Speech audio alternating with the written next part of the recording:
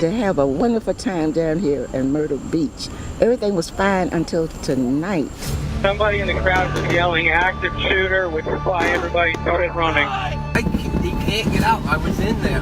I just never expected that we would be in the midst of this. Guy came up to me, he's on the phone with somebody at Wet Willie's, especially they're holding hostages at Wet Willie's. Call about a possible bomb at Holiday, no confirmation. Happy 4th of July, guys. We've seen it all tonight.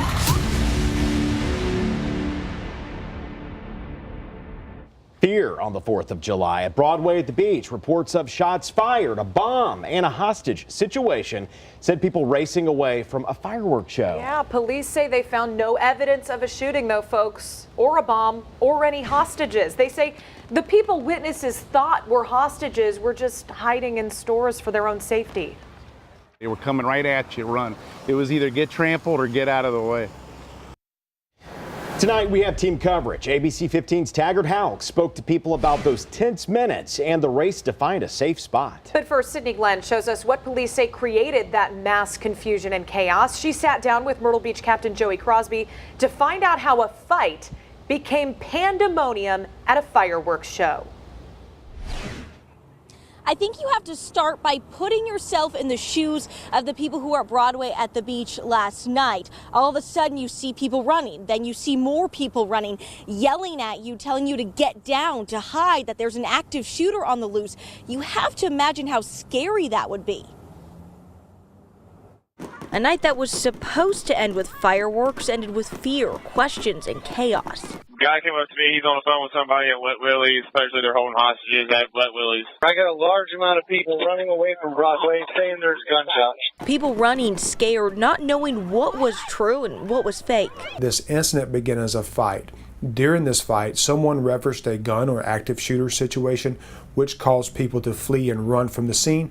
And the dominoes started to fall. As people were running away from the scene, you had other people saying, "Why are you running?" They then tell this person, "Because someone back there has a gun," or it's an active shooter style situation. That person then tells somebody else, and they're seeing more and more people running from that scene. People sheltered in place, hiding, others running, first responders everywhere.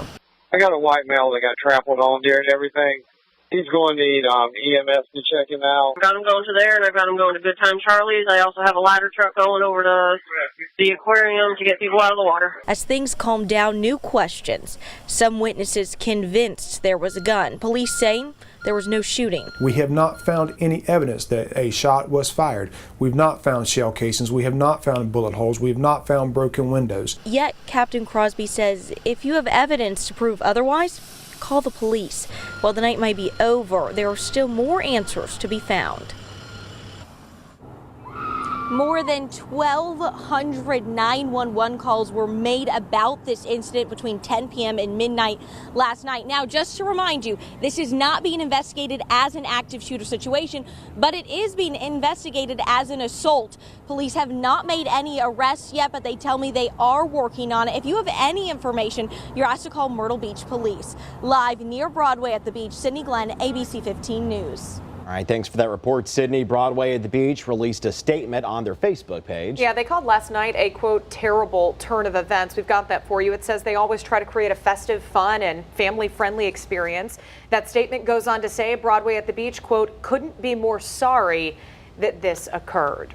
Well, some of the people who hid, ran, and witnessed what happened spoke to our reporters tonight. Yeah, ABC 15's Taggart Houck continues our team coverage. And Taggart, some of them told you it was the scariest moment of their lives.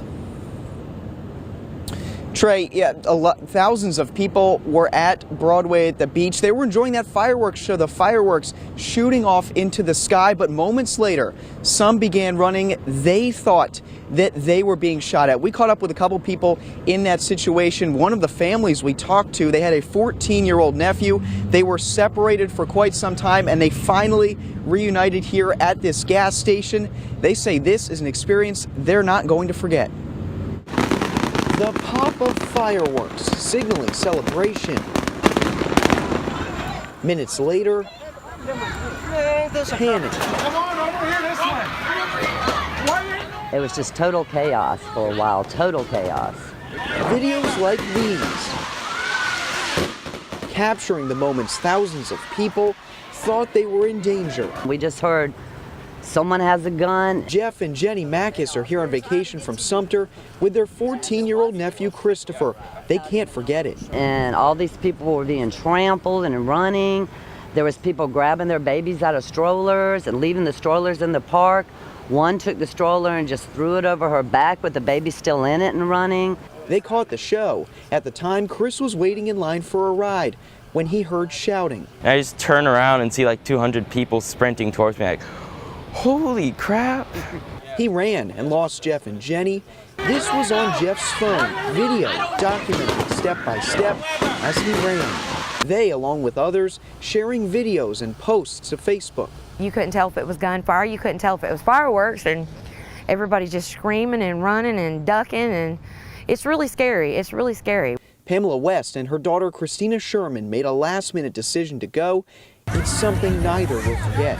I was thinking that like a bunch of kids could have died then, and that a bunch of people died just last night.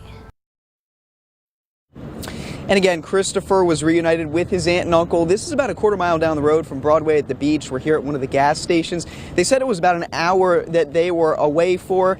And at that point, he says that he will never forget this. He tells us that he's going to go back to Broadway at the beach again. But he says, once again, things happen, and he will probably never forget this one. Live in Myrtle Beach, Taggart Hauk, ABC 15 News. All right, Taggart, scary stuff. Now, as of tonight, Broadway at the beach officials say the fireworks show set for tomorrow night is still going on as scheduled. Well, we've learned the name of a Cheraw man killed after witnesses say fireworks exploded in his hands. The police chief says 24-year-old MC Gallion III died from his injuries.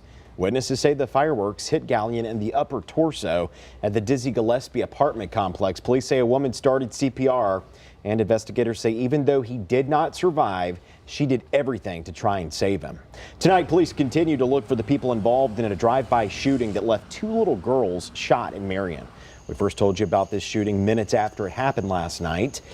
And tonight, ABC 15's Tanya Brown is live on Montgomery Street, where the shooting happened, to show us what police know.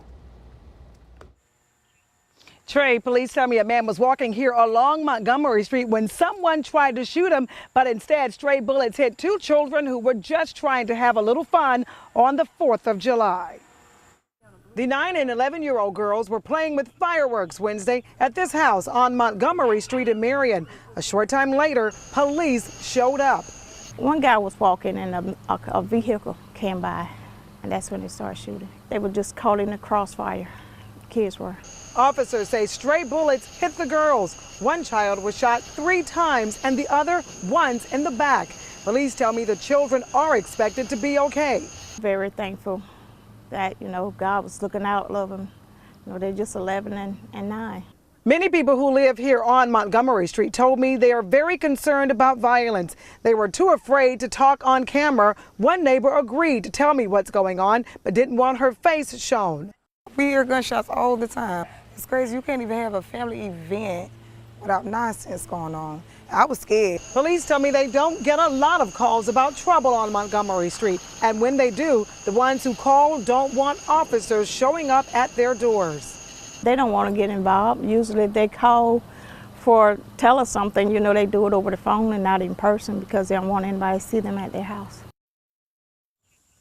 Police tell me they patrol this Montgomery Street area a lot, but will do it more to ease fears. Officers say they have a suspect, but he's not in custody, and that person hasn't been charged. Live in Marion on Montgomery Street, Tanya Brown, ABC 15 News. All right, thank you, Tanya. Some parents say they will no longer allow their kids to play across the street at that park. Well, our first warning weather team is tracking 2 tropical systems, and one has now become a tropical storm. Yeah, Chief Meteorologist Ed Piotrowski shows us where Beryl is and where it's headed. Well, Beryl is in the middle of the Atlantic Ocean and will likely never impact land. Take a look. 5 o'clock advisory shows winds are up to 50 miles per hour. It is moving to the west at about 16. There it is. It's a very tiny tropical storm right now, and it's going to struggle as we head through the next 3 or 4 days. It actually could become a hurricane briefly tomorrow night into early on Saturday, but thereafter, wind shear will likely tear this system apart. Here's the official forecast track for the National Hurricane Center. Notice Saturday 3 a.m. That forecast forecast point has it as a minimal hurricane with 75-mile-per-hour winds. It's approaching the Lesser Antilles on Sunday, but beyond this time frame, that's when the wind shear picks up incredibly, and that will likely tear that system apart so that it's not even a tropical system by the end of the day on Sunday. All right, so nothing for us to worry about with that. In the area of low pressure near Bermuda, it's not going to develop either. So here's a look at live Doppler 15,000. Most areas on the Grand Strand are dry. A couple of scattered light to moderate showers across the PD. A lot of this activity will fall apart here in the next couple of hours. Temperatures overnight falling into the low to mid 70s everywhere. Tomorrow, very much like today, but into the weekend we go with our next weather maker. It's a cold front that will bring showers and storms. Higher chances on Saturday, much lower chances on Sunday, and it is going to be a bit cooler. I'll show you what days we won't hit 90 coming up later. We are taking a live look right now at the Patricia Grand Resort on North Ocean Boulevard. Myrtle Beach police are investigating a reported stabbing there. Horry County Fire Rescue took one patient to the hospital with cut wounds. Not clear right now, though, the severity of that person's injuries. We are working for you to get some more information, folks. Tonight on ABC 15 News at 7, you will hear from a man who says he was in an elevator with the victim.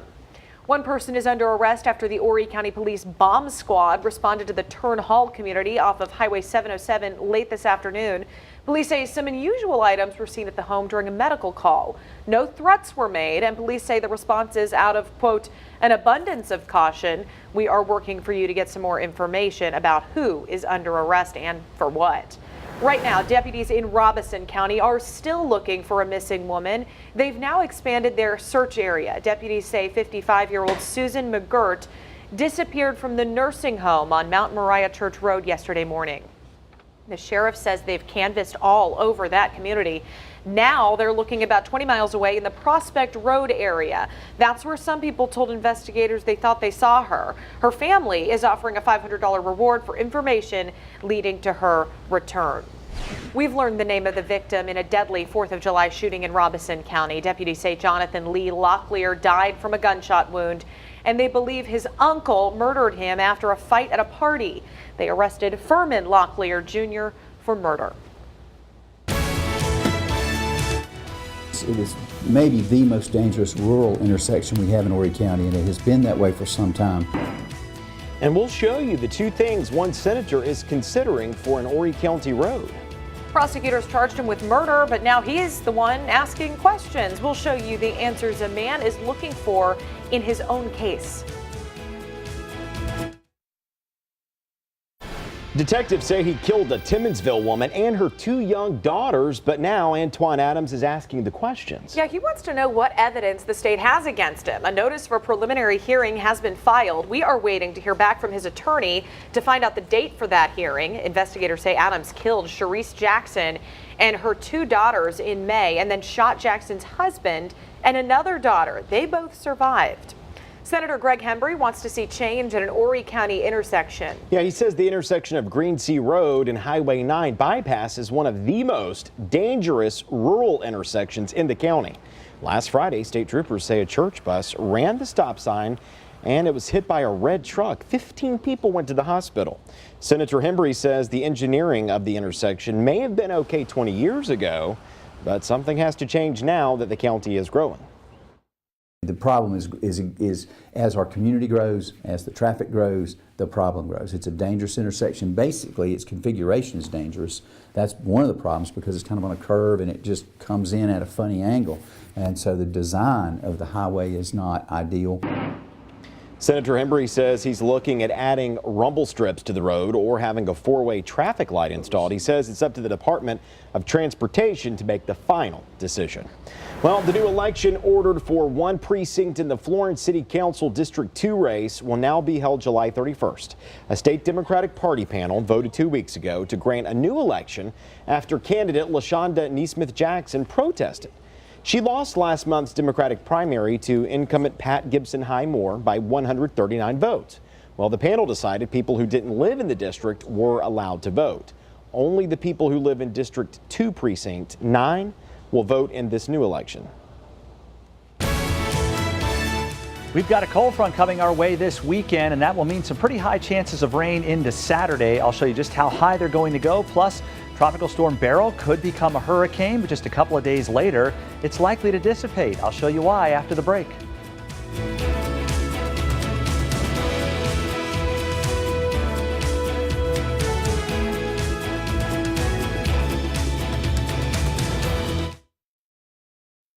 First warning weather with Chief Meteorologist Ed Piotrowski.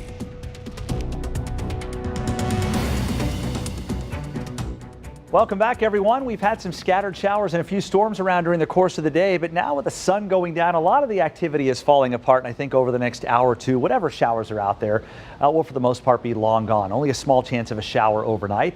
Meanwhile, I'm tracking a cold front back to the north and west, and this cold front is headed our way, and it will have an impact on our weather starting tomorrow afternoon and into the weekend as well. Notice 7 o'clock tomorrow morning on Futurecast, really nothing going on. Looks mainly dry, just a slim chance of a shower.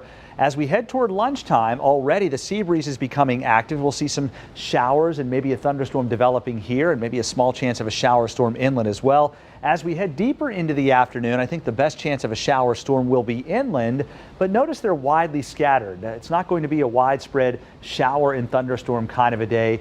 Tomorrow will be very much like it was today.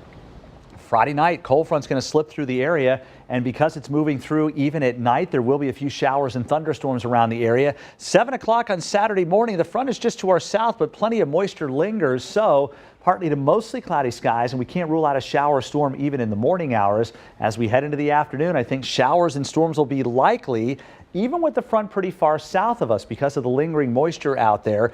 Not widespread, all-day rain. But again, if you're outside for any lengthy amount of time, you may encounter some showers as we head through the daytime on Saturday. Saturday night into Sunday. Front's even farther to the south, but still some of that moisture lingers. Drier air does come in, so only a small chance of a shower or storm along the Grand Strand or inland, and slightly lower humidity will come in Sunday night and into Monday. So it'll feel a little bit better out there. Not, October refreshing air, but at least it will feel a little less humid, especially as we head through the daytime on Monday. Right ahead of the front tomorrow, low 90s inland, upper 80s at the beaches. We head into the weekend, both Saturday and Sunday, nobody gets to 90. Only the low to mid 80s on Saturday, reflecting that northeast wind and quite a few clouds around, and a good chance for some showers and storms. Perhaps a little more sun, but still mostly cloudy on Sunday. High temperatures in the 80s, and the rain chances basically cut in half at about 20 to 30% through Sunday. All right, to the tropics we go. There is Beryl. Could become a hurricane Friday night, early on Saturday morning. Then as it approaches the Lesser Antilles, notice the forecast track basically stops. It doesn't go out 5 days because the National Hurricane Center, and I basically believe that the wind shear is going to increase dramatically. All this red is very high wind shear that will likely tear the system completely apart sometime on Sunday. So some squally weather for the Leeward Islands, but certainly not a tropical storm headed their way. All right, the rest of the tropics are nice and quiet for us. Here's your forecast for the next 7 days, and beyond Sunday, the weather is nice and quiet, even a little less humid on Monday with mostly sunny skies, highs in the mid 80s, overnight lows in the low 70s. It does start to warm back up as we head through the middle and latter part of next week. Temperatures will be in the upper 80s to around 90 with overnight lows mainly in the low 70s. And again, a little less humid, especially on Monday and Tuesday nights. Here's the forecast inland. 80s over the weekend, near 90 with lower humidity on Monday. Then we're warming or heating back up into the 90s with mainly dry weather for the middle and latter part of the week, and may actually be a bit comfortable on Monday and Tuesday nights by July standards. We'll be in the upper 60s. Yeah. Sounds good. Thank you. Next in sports, the Pelicans are in North Carolina to resume their series against the Astros. Plus, more postseason honors dished out to Coastal Carolina freshman Brandon Dunn. Next with sports.